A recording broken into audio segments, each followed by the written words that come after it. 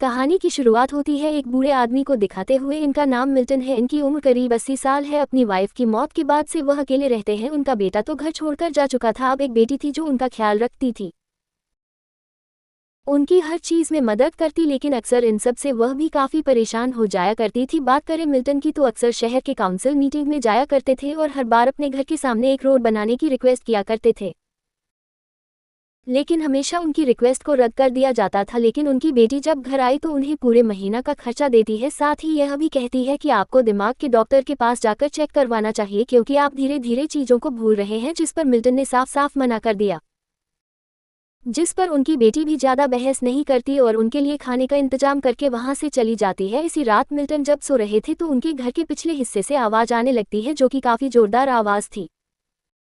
वह जब चेक करते हैं तो ये देखकर उनके होश उड़ गए, क्योंकि वहां एक स्पेसशिप क्रश होकर गिरी थी। अब वह जल्दी से रेस्क्यू टीम को कॉल करते हैं और उन्हें सारी बात बताकर फौरन यहां आने को कहते हैं, लेकिन वह लोग इनकी बातों को मजाक समझकर फोन कट कर देते हैं। अगली सुबह मिल्टन काउंसिल मीटिंग में हमेशा की तरह जाकर अपनी पहले वाली बात सामने रखते हैं, यानी अपने घर के सामने रोड बनवाने वाली बात पर हर बार की तरह आज भी उसे नजरअंदाज कर दिया गया।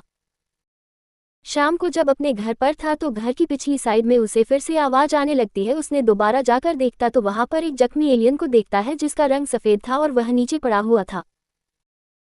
ये देखकर वह फौरन अपनी बेटी को कॉल करने लगा, पर इस बार भी उसकी बात अपनी बेटी से नहीं हो पाती और इस वजह से वह काफी परेशान हो गया था। सुबह फिर एक बार और वह काउंसिल मीटिंग में गया। इस बार मिल्टन की पड़ोसन जो राइटर थी वह सामने आती है। कहने लगी, मैंने एक किताब लिखी है जिसमें बूढ़े लोग जो अकेले रह जाते हैं वह छोटे और जवान लोगों के लिए मैंने किताब में लिखा है कि उन्हें आपस में बातचीत करके अकेलेपन को दूर करना चाहिए। वह कहती है कि मेरी रिक्वेस्ट है, मैं पूरे शहर में इस चीज के पोस्टर्स लगवाना चाहती हूँ, जिस पर काउंसिल के लोग मान गए। काफी खुशी भी थे इस प्रोग्राम के लिए। इसके बाद मिल्टन सामने आया, जहां एक बार वह ये शिकायत करता है कि मेरे घर में एक एलियन है। उस एलियन की स्पेसशिप मेरे घर में क्रैश हुई है, जिससे मेरा पूरा गार्डन, मेरे सारे पौधे खराब हो गया है। जाहिर है उसकी इस बात पर कोई भी यकीन नहीं करता, उसकी इस बात को नजरअंदाज कर दिया गया। इसके बाद मिल्टन को बहुत गुस्सा आया और वह यहाँ से बाहर आ गया। वह जब घर जा रहा था तो उसकी पड़ोसन राइटर और दूसरी पड़ोसन सिंगर वहां पर आई, जो मिल्टन पर गुस्सा करने लगती है कि तुम इस तरह की बातें ना किया करो, वरना कोई भी बुजुर्ग लोगों की बातों पर यकीन नहीं करेगा। अब मिल्टन को लगा कि वह एलियन मर गया होगा, इसीलिए वह घर के पीछे गार्डन में दोबारा जाता है, पर वह एलियन अभी भी जिंदा था, बस उसकी हालत खराब थी। जख्मी हालत में वह जमीन पर पड़ा था। मिल्टन को इस बार उस पर तरस आ गया, इसलिए वो उसके ऊपर कंबल डालता है, क्योंकि वह कांप रहा था, और पीने के लिए उसे पानी भी देता है।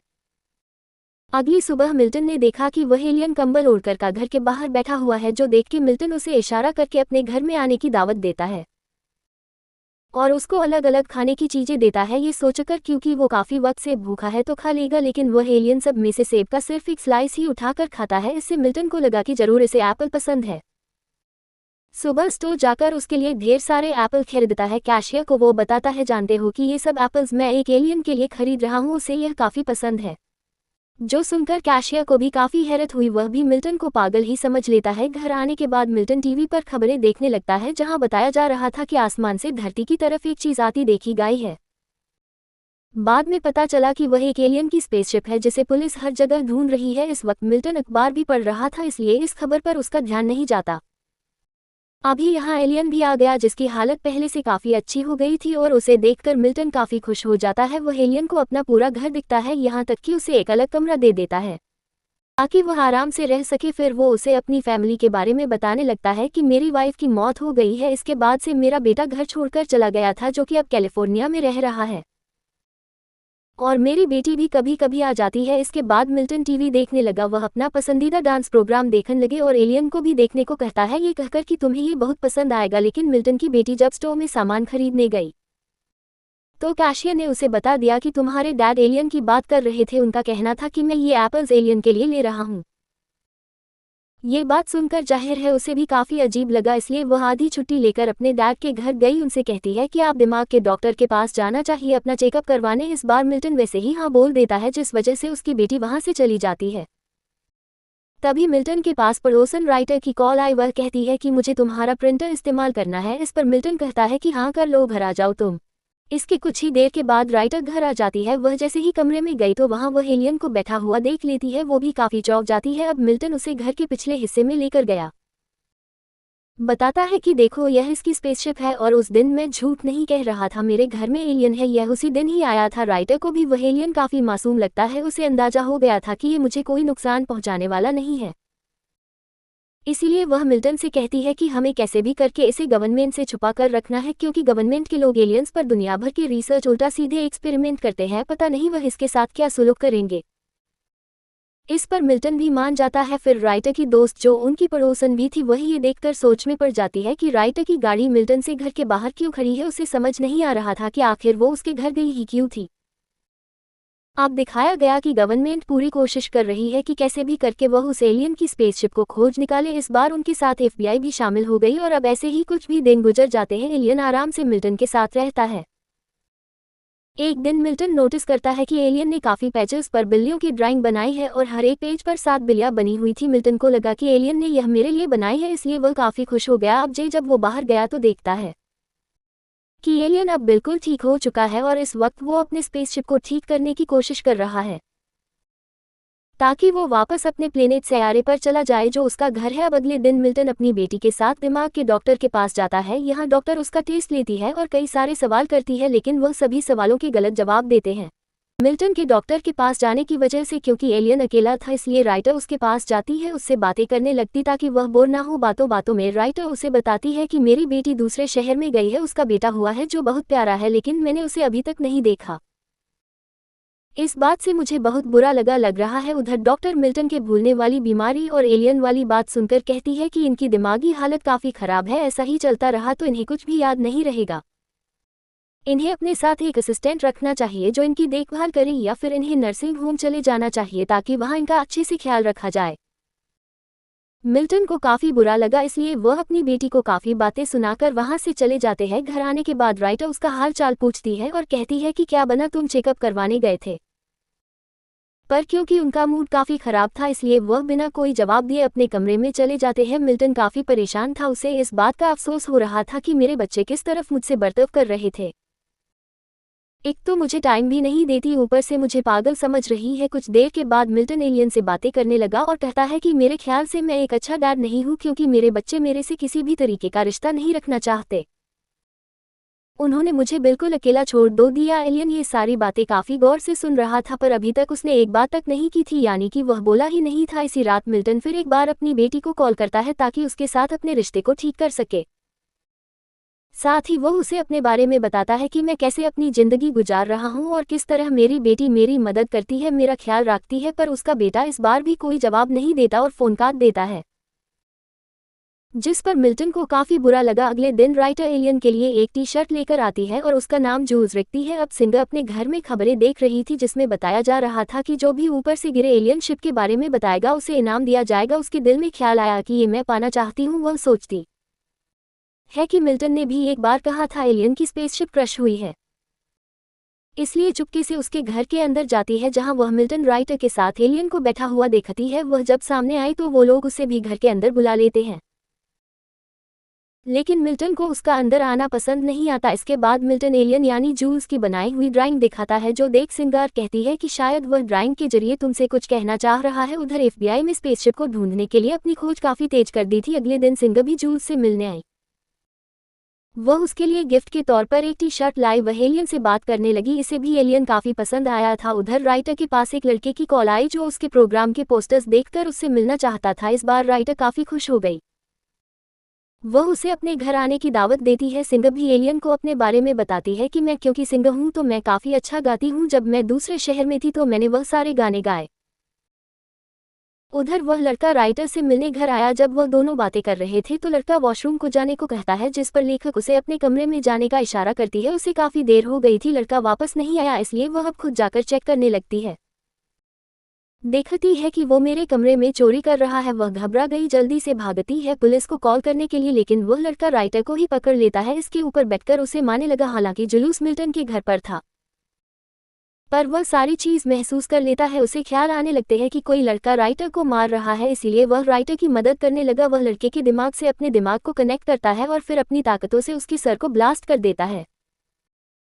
लड़के का सर बॉम्ब की तरह फट गया और ऐसे उसकी मौत हो गई। कुछ देर के बाद वहां पुलिस आए और यह समझ ही नहीं आ रहा था कि उस लड़के की मौत ऐसे कैसे हो गई। राइटर ने भी हालांकि उन्हें सब कुछ बताया पर पुलिस अभी भी पूरी तरह से कंफ्यूज थी। उन्हें कुछ तो समझ ही नहीं आ रहा था कि भला ऐसे कौन मर सकता है, और इसी वजह से यह केस सीधा एफबीआई के पास चला जाता है। तो अब से वो लोग राइटर पर नजर रखने लगते हैं। राइटर को अब तक समझ आ गया था कि उसकी मदद और किसी ने नहीं बल्कि एलियन जूल्स ने की थी।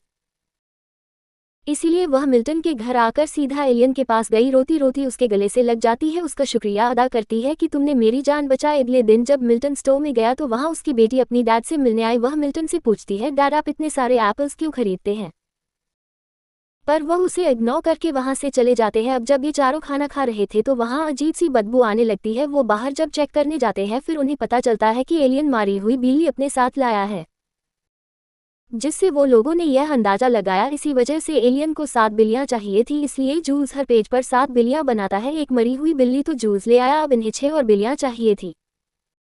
अब क्योंकि मिल्टन की बेटी जानवरों के अस्पताल में ही काम करती थी इसीलिए मिल्टन उसे कॉल करके भी पूछने लगता है कि मरी हुई बिल्लियों को कहाँ दफन किया जाता है। ये सुनकर वह काफी हैरान भी हुई और घबरा भी गई। डैड उससे ये सवाल क्यों कर रहे हैं, इसीलिए वह कुछ भी नहीं बताती। तो इसी वजह से ये लोग खुद बिल्लियों को ढूंढने निकल पड़ते हैं। रास्ते में मिल्टन और राइटर एक दूसरे से बातें कर रहे थे जिस वजह से सामने इनका ध्यान नहीं गया और एक बिल्ली उनकी गाड़ी से टकराकर मारी गई। ये लोग जल्दी से गाड़ी से बाहर आए और बिल्ली की लाश को उठाकर अपने साथ ले जाते हैं। एफबीआई के एजेंट जो राइटर पर नजर रख रहे थे वह उनके पीछे ही थे और अब जब वह इन दोनों को बिल्ली की लाश उठाते हुए देखते हैं तो काफी चौंक गए। अब इस बिल्ली के अलावा उन्हें एक और बिल्ली की लाश मिली तो उनके पास 3 बिल्लियां हो गई और बस उन्हें 4 बिल्लियों की और जरूरत थी। सिंगा वादा करती है कि बाकी की 4 बिल्लियां मैं लेकर आऊंगी। वह अपने शहर के अलग अलग जगह पर जाकर 3 बिल्लियां ढूंढ लाती है, लेकिन अब इन्हें बस एक और बिल्ली ही चाहिए थी। वह इस बारे में बात कर ही रहे थे लेकिन तभी उनके घर में एफबीआई के एजेंट आ जाते हैं। वो जल्दी से छुप गए। एजेंट को लगा कि घर में कोई नहीं है तो यहाँ से चले गए। बहुत ये तीनों बात करते हैं कि हमें जो भी करना है जल्दी जल्दी करना होगा। मिल्टन को याद आया कि सिंगा की भी एक बिल्ली है जो कि बीमार है, इसलिए वह उस बिल्ली को भी लाने को कहता है। ये सुनकर सिंगा को बहुत गुस्सा आया, उसे दुख भी हुआ, इसलिए वह अपनी गाड़ी में आकर रोने लगती है, जी कैसे मेरी बिल्ली इतने वक्त से बीमार है। कुछ ही देर में राइटर भी गाड़ी में आकर बैठ जाती है और उसे संभालती है कि तुम मत रो और मिल्टन की तरफ से मैं माफी मांगती हूँ। फिर वह कहती है कि नहीं, मिल्टन सही कह रहा है, मेरी बिल्ली काफी वक्त से बीमार है, ना वो देख सकती है और ना ही वो सुन सकती है। वह बहुत तकलीफ में है, मुझे कब से उसे मौत की नींद सुला देना चाहिए था ताकि वह तकलीफ में ना रहे, पर मैंने उसे इसलिए नहीं मारा क्योंकि वह मेरे साथ रहकर मेरे अकेलेपन को दूर करती थी। तो अब सिंगा उसकी तकलीफ को दूर करने के लिए मिल्टन की बात मान लेती है। बिल्ली को जब वहां लाया गया तो जूल्स उसे काफी गौर से देखने लगा। इसके साथ ही वह बिल्ली को आराम से मौत की नींद सुला देता है, यानी कि उसे तकलीफ भी नहीं हुई। और अब वह सातों बिल्लियों को एक साथ इकट्ठा करके एक सिल्वर रंग के कपड़े जैसी चीज उन पर डालता है जिससे सारी बिल्लियां एक हो गई और देखते ही देखते चमकदार लाल रंग की चीज में बदल जाती है। इस चीज को जूल्स पेट्रोल के तौर पर अपने स्पेसशिप के लिए यूज करता है। उसने जैसे ही यह चीज अपने स्पेसशिप में लगाई तो वह उड़ना शुरू हो गई, यानी कि वह बिल्कुल ठीक हो गई थी। अब एलियन अपने घर जा सकता था, लेकिन वह यहाँ मिल्टन को सबसे पहले अपने साथ चलने को कहता है, इशारे से उसे अंदर जाने को कहने लगा क्योंकि वह बेचारा अपने बच्चों के होने के बावजूद अकेला था। मिल्टन जाने के लिए तैयार हो ही गया था कि तभी उसकी बेटी की कॉल आई। वह उससे पहले अपनी बातों के लिए माफी मांगती है और फिर यह भी कहती है कि मैं खुशनसीब हूँ कि मेरे डैड आप हैं जो आज मेरे साथ भी हैं। मैं आपके साथ एक बहुत खूबसूरत रिश्ता फिर से बनाना चाहती हूँ जो कि एक बाप और बेटी का होता है, और सारी चीजों के लिए एक बार फिर से माफी मांगती हूँ। इस वजह से मिल्टन की आंखों में भी आंसू आ गए, वह जज्बाती हो गया और अब वो जूल्स के साथ न जाकर इस दुनिया में रहने का फैसला करता है। अब जूल्स ने जब स्पेसशिप उड़ाई थी तो इस बारे में एफबीआई को पता चल गया था, इसलिए वे फौरन मिल्टन के घर छापा मारने के लिए आते हैं, जो देखकर ये चारों जल्दी से जूल्स की स्पेसशिप में बैठ जाते हैं। इससे पहले एजेंट यहाँ आकर इन्हें पकड़ लेते ही पहले ही वहां से उड़ जाते हैं। स्पेसशिप इनके टाउन के कुछ ही दूरी पर लैंड होता है जहां ये तीनों बाहर आए और एलियन उनके सामने खड़ा था। ये जूल्स को काफी अच्छी अच्छी बातें करता है, उनका शुक्रिया अदा करते हैं, केवल कुछ वक्त के लिए ही, लेकिन तुम हमारे जिंदगी में आए और उसे पूरी तरह से बदल दिया। राइटर और सिंगा भी जूल्स से मिलती है। मिल्टन उसे गले से लगा लेता है, कहने लगा तुम्हारा बहुत शुक्रिया कि तुमने हमें अपने साथ तुम्हारे घर जाने की दावत दी, लेकिन मैं अभी अपना घर छोड़कर नहीं जा सकता, मेरे साथ मेरे बच्चे ठीक हो गए हैं। जूल्स अब उन्हें बाय बोलकर स्पेसशिप में बैठा अलविदा कहते हुए यहाँ से उड़ जाता है। इस बात को अब कुछ दिन गुजर गए थे, वह तीनों आज भी मिल्टन के घर बैठे बातें कर रहे थे।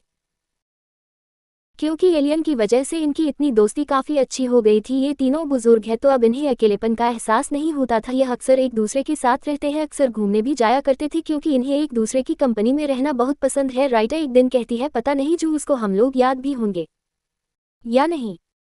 मुझे तो वह बहुत याद आता है। इसी रात को जब मिल्टन अकेला बैठा था तो उन्हें अपने घर के पिछले हिस्से से रोशनी के साथ एक बार फिर जोर से आवाज़ सुनाई देती है, जिस पर मिल्टन मुस्कुराने लगा क्योंकि वह समझ गया था कि हमारा दोस्त जूस हमसे मिलने आया है। तो इस कहानी से हमें पता चला कि लोगों ने एक दूसरे के साथ अपने जैसे ताल्लुकात खत्म ही कर दिए हो। इसलिए आज हर कोई परेशान भी रहता है, खास तौर पर बुजुर्ग लोगों के साथ। और इसी मैसेज के साथ ही ये कहानी यहीं पर खत्म हो जाती है। Thank you for watching. Please support and subscribe to my channel.